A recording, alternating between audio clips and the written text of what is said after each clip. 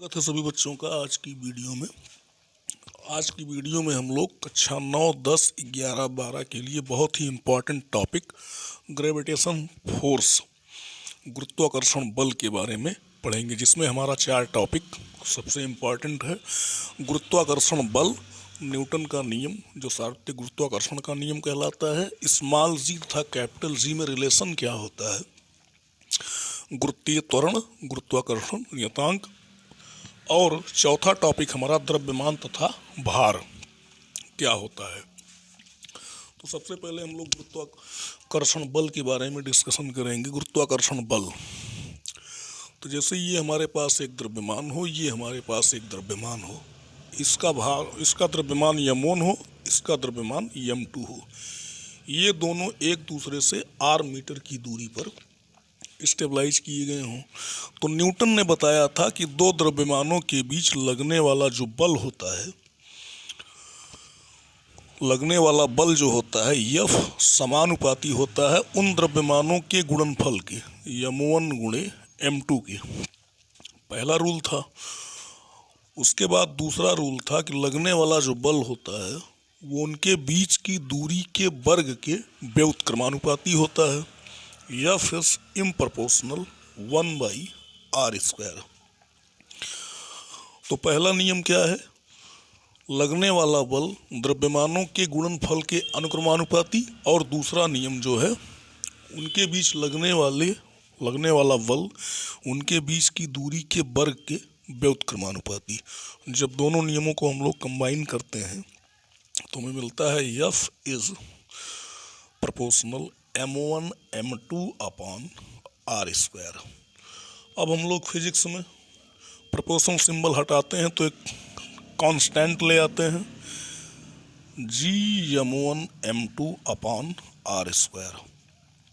ये न्यूटन के गुरुत्वाकर्षण बल का फार्मूला है, जहाँ पे g को हम लोग क्या कहते हैं, गुरुत्वाकर्षण नियतांक, कैपिटल G को गुरुत्वाकर्षण नियतांक।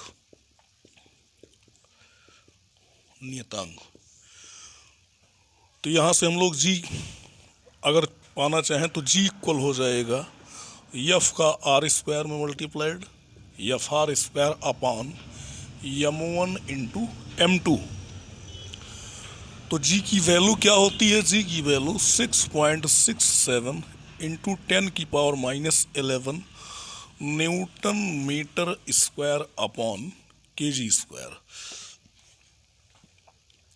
तो न्यूटन ने क्या बताया था कि दो पिंडों के बीच लगने वाला गुरुत्वाकर्षण जो बल होता है उनके द्रव्यमानों के गुणनफल के अनुक्रमानुपाती और उनके बीच की दूरी के वर्ग के व्युत्क्रमानुपाती होता है।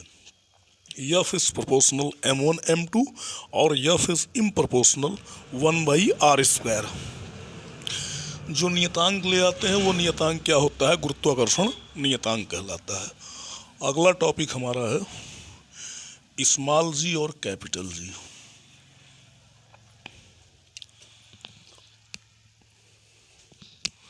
स्मॉल जी और कैपिटल जी। स्मॉल जी को हम लोग गुरुत्वीय त्वरण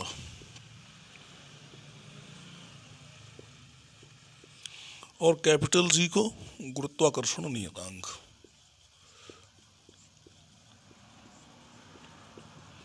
गुरुत्वाकर्षण नियतांक कहते हैं। तो ये होता है F equal to g m1 m2 upon r²। और हम लोग जानते हैं जब कोई पिंड गुरुत्व के अधीन मूव करता है, गति करता है, तो उस पर जो एक्सेलरेशन लगता है उसका रिलेशन होता है F इक्वल टू mg से, F इक्वल mg से। अगर m1 हमारा m हो और m2 हमारा स्मॉल m हो तो ये क्या हो जाएगा, F बराबर g m स्मॉल m। अगर हम m1 को पृथ्वी का द्रव्यमान मान लें तो m ही हो जाएगा, मास ऑफ अर्थ, और r को हम लोग जो डिस्टेंस है उसको रेडियस ऑफ अर्थ मान लें, पृथ्वी की त्रिज्या, तो ये हो जाएगा Gmm अपॉन r स्क्वायर। तो एफ की वैल्यू हम लोग क्या रखेंगे, m इंटू जी। तो ये हो जाएगा Gm m upon r square. तो यहाँ से m को m कैंसिल कर सकते हैं हम लोग, तो क्या मिलेगा, G equal to Gm upon r square. It is the relation of small g and capital G। गुरुत्वीय त्वरण और गुरुत्वाकर्षण नियतांक में ये रिलेशन है। g की वैल्यू, स्मॉल g की वैल्यू हम लोग जानते हैं 9.8 मीटर पर सेकंड स्क्वायर। अगला टॉपिक हमारा है mass and weight. Mass and wait,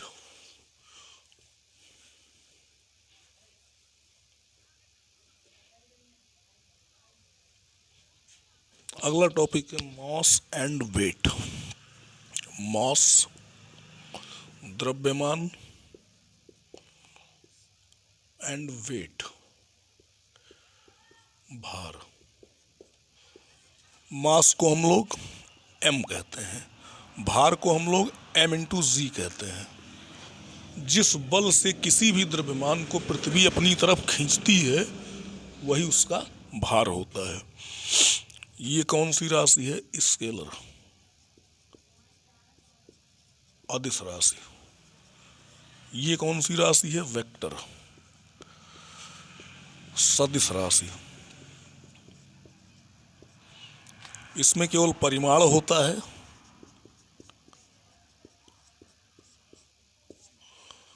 इसमें परिमाण प्लस दिशा होती है, परिमाण प्लस दिशा। इसकी वैल्यू 9.8 मीटर पर सेकंड स्क्वायर।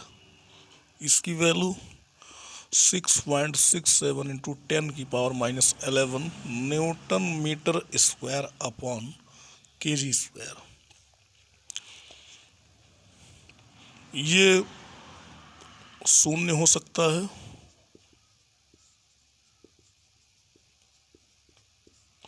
ये शून्य नहीं हो सकता है, नहीं हो सकता है।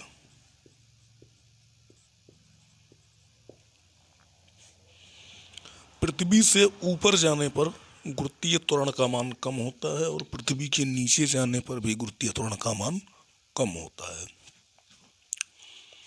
तो ये हमारा, इसका द्रव्यमान, इसका यूनिट क्या होता है, यूनिट मात्रक केजी होता है।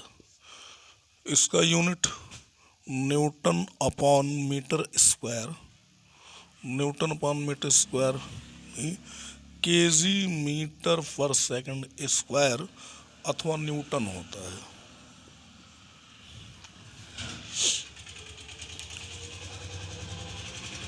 तो न्यूटन का नियम हम लोग जानेंगे, m1 m2 into G upon R square.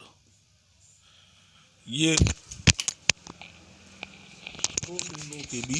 दो पिंडों के बीच लगने वाला बल है।